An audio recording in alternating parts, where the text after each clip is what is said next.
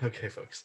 So we're looking at today grammar, and our topics today are the present tense, a few aspects of that, as well as the word est, which can be taken to mean a few different things.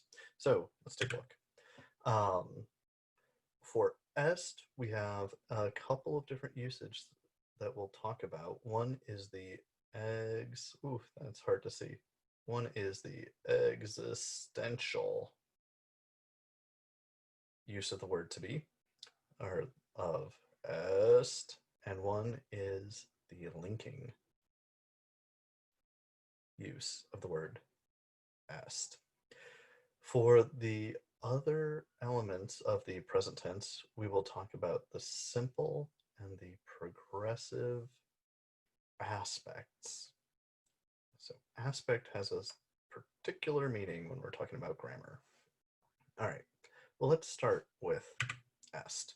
Here we have a dog running through a field, and we can use the word est to just mean there is. We could say est canis, and that means more or less there is a dog. And est canis, there is a dog, is what we call the existential use of the word est, mainly because this use emphasizes the existence of the thing discussed. So, est canis, there is a dog exists. Um, so it's a little more compact than English. English uses this dummy word there in order to express this existential idea. Latin just uses est, and it can go anywhere in the sentence. Very often, that's the very beginning of the sentence, but not always. Okay, existential est. There is a dog.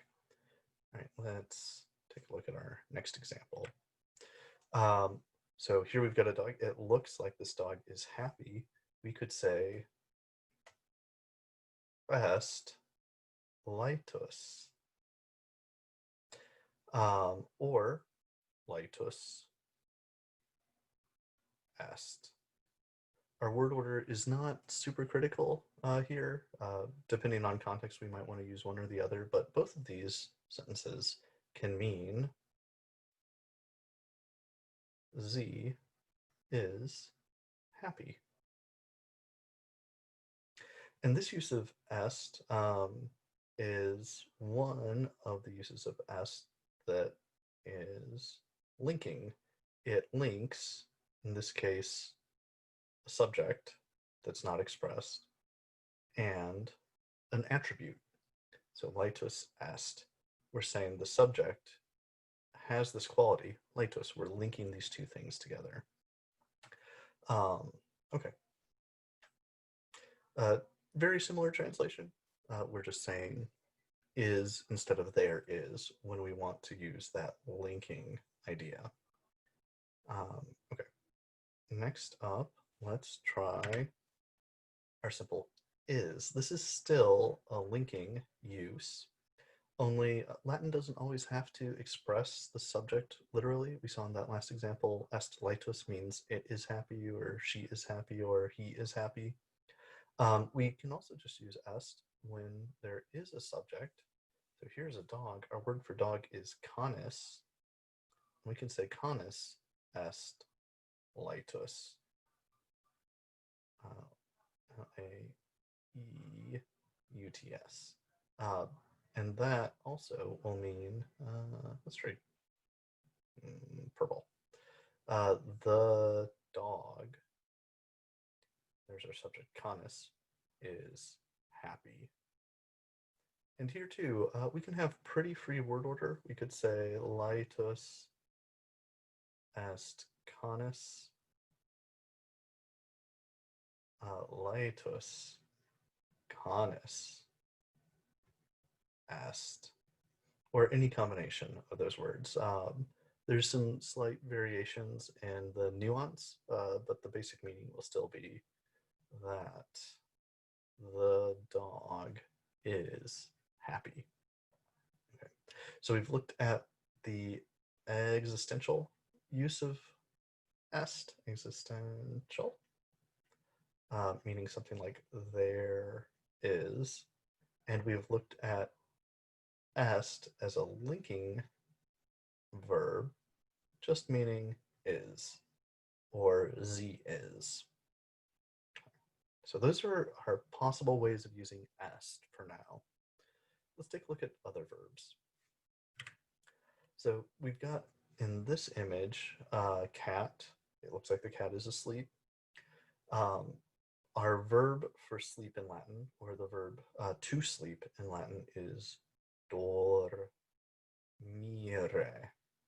So that is how we say to sleep.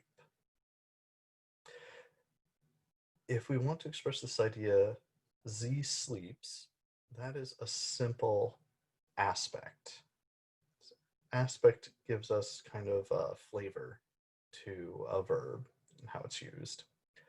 So the simple aspect for the verb dormire, which means to sleep, is z sleeps. And in Latin, this is expressed dormit. Dormit all by itself means z sleeps. And that's an accurate description of what we're seeing here in this picture. Z sleeps, dormit. That is the simple aspect. Now, Latin's verbal system is in some ways more complex and in some ways a little less robust than in English. So if we want to express an idea like Z is sleeping, we still will use our verb dormire, which means to sleep. But we aren't going to change anything from what we saw before to express the idea Z sleeps in the simple aspect. Z is sleeping in Latin is still going to be dormit. Dormit is equivalent to saying Z is sleeping. This translation in English is equivalent to what we call the progressive aspect, but you'll notice the Latin does not distinguish between Z is sleeping and Z sleeps. Latin will use the word dormit to express both ideas. So we're really dependent on context if we're translating into English to determine whether to say Z is sleeping or Z sleeps. Okay, well, that is, I think that we've looked at est. Let's see, we can change our color up a little bit. Looked at est in both the existential use of the word. So we could say here, est feles, there is a cat. We've used est as a linking verb. We could say feles est in lecto. That means the cat is in the bed. So we're just linking the cat with this place. And we've looked at aspect. Let's put an L on existential there. We've looked at the simple. So we've said feles dormit, which could mean the cat sleeps. Ooh, let's clean that up a little bit. Cat sleeps. That's our simple aspect. Or we could, using the same words, express that idea in the progressive aspect, saying the cat is sleeping. All right. So there is our summary: est, existential and linking, and then aspect, simple and progressive, expressed by the same form here, dormit. All right, that's all we got. Bye.